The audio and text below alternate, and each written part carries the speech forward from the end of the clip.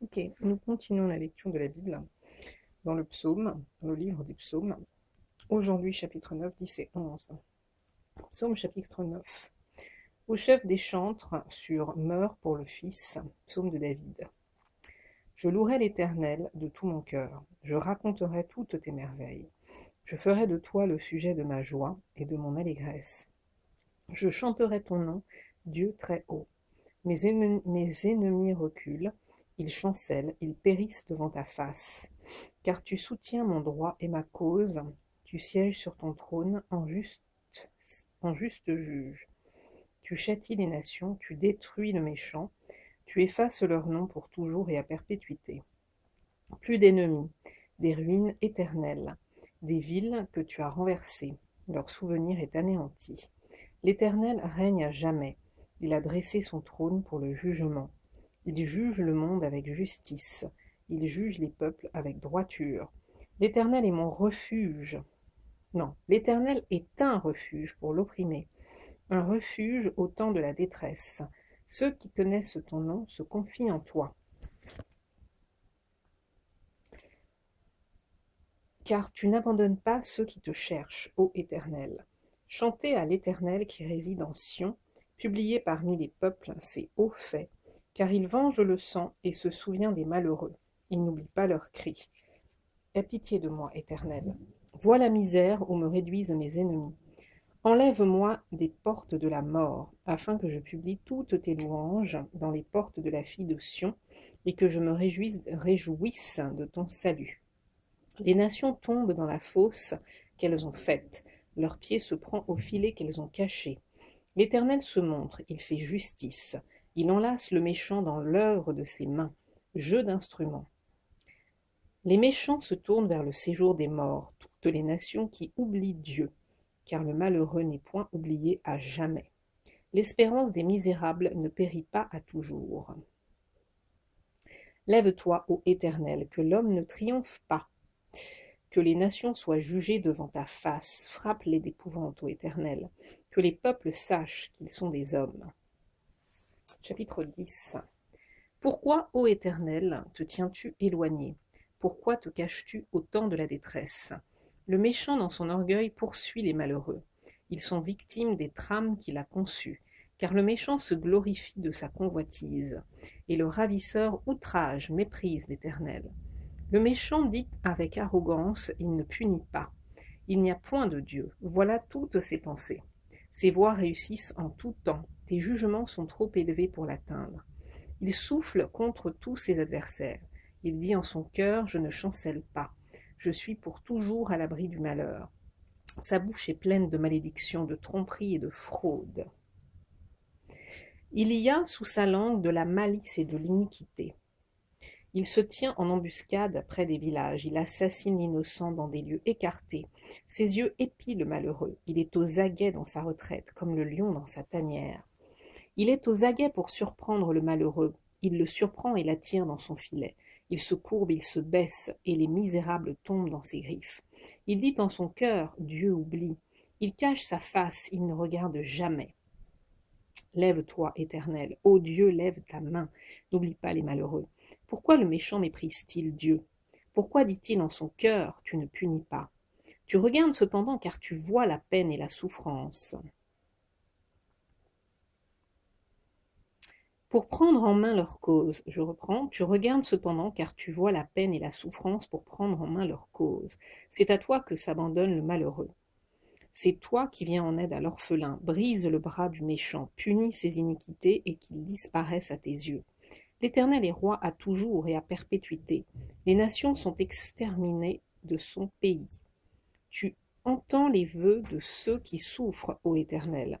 Tu affermis leur cœur, tu prêtes l'oreille pour rendre justice à l'orphelin et à l'opprimé, afin que l'homme tiré de la terre cesse d'inspirer l'effroi. Chapitre 11. Au chef des chantres de David. C'est en l'Éternel que je cherche un refuge. Comment pouvez-vous me dire, fuis dans vos montagnes comme un oiseau, car voici les méchants bandent l'arc. Ils ajustent leurs flèches sur la corde, pour tirer dans l'ombre sur ceux dont le cœur est droit. Quand les fondements sont renversés, le juste que ferait-il?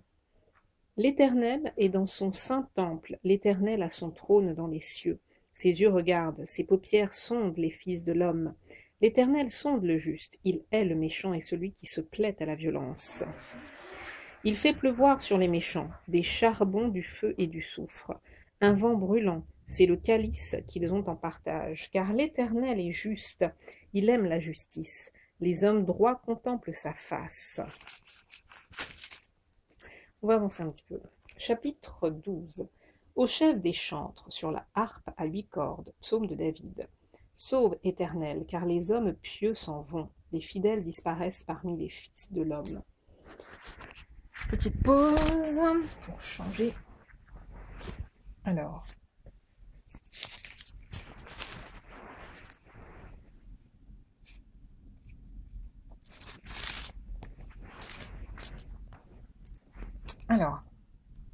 Les fidèles disparaissent parmi les fils de l'homme. On se dit des faussetés les uns aux autres. On a sur les lèvres des choses flatteuses.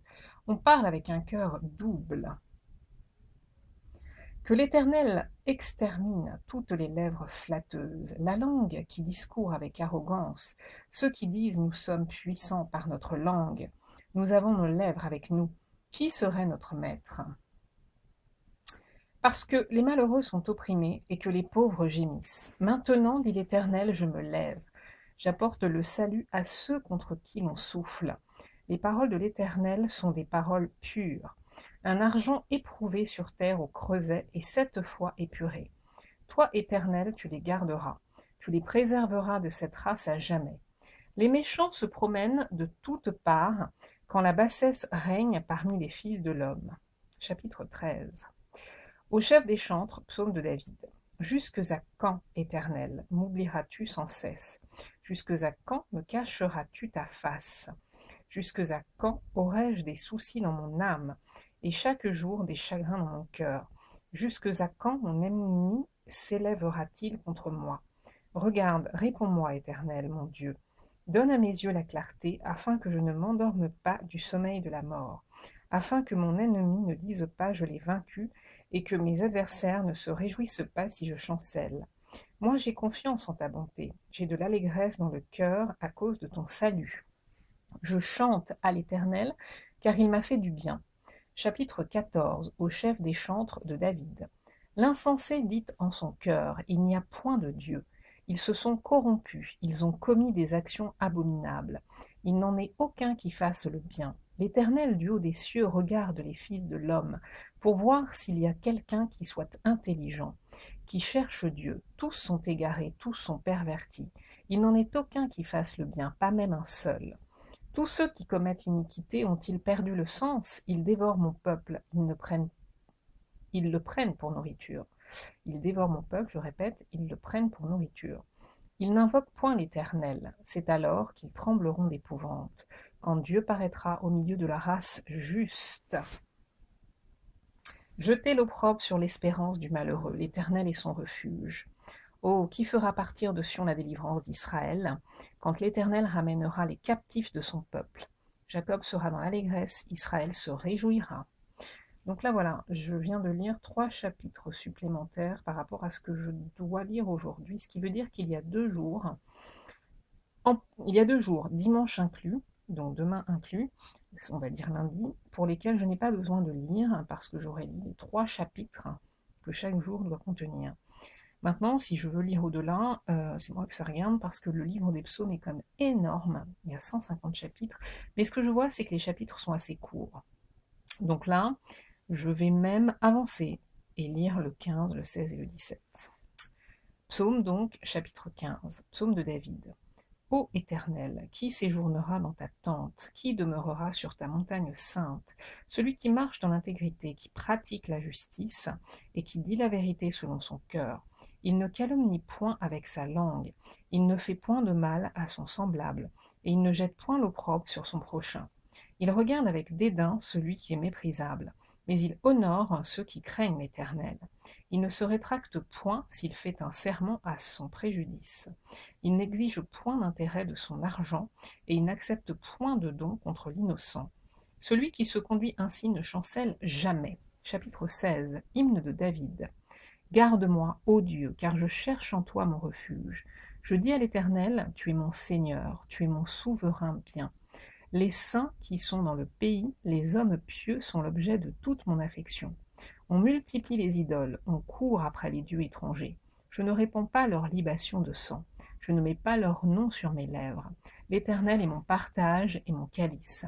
C'est toi qui m'assures mon lot, un héritage délicieux m'est échu, une belle possession m'est accordée. Je bénis l'Éternel, mon conseiller, la nuit même, mon cœur m'exhorte.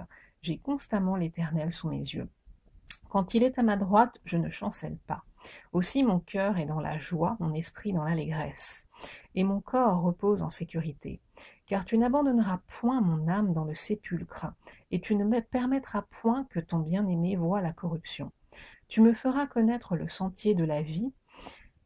Il y a d'abondantes joies devant ta face, les délices éternelles à ta droite. Chapitre 17. Prière de David. Éternel, écoute la droiture, sois attentif à mes cris. Prête l'oreille à ma prière faite avec des lèvres sans tromperie. Que ma justice paraisse devant ta face, que tes yeux contemplent mon intégrité. Si tu sondes mon cœur, si tu le visites la nuit, si tu m'éprouves, tu ne trouveras rien. Ma pensée n'est pas autre que ce qui sort de ma bouche. À la vue des actions des hommes fidèles, à la parole de tes lèvres, je me tiens en garde contre la voix des violents. Mes pas sont fermes dans tes sentiers, mes pieds ne chancellent point. Je t'invoque car tu m'exauces, ô Dieu. Incline vers moi ton oreille, écoute ma parole. Signale ta bonté, toi qui sauves ceux qui cherchent un refuge, et qui par ta droite les délivres de leurs adversaires. Garde-moi comme la prunelle de l'œil. Protège-moi à l'ombre de tes ailes, contre les méchants qui me persécutent. Contre mes ennemis acharnés qui m'enveloppent, ils ferment leurs entrailles. Ils ont à la bouche des paroles hautaines. Ils sont sur nos pas, déjà ils nous entourent.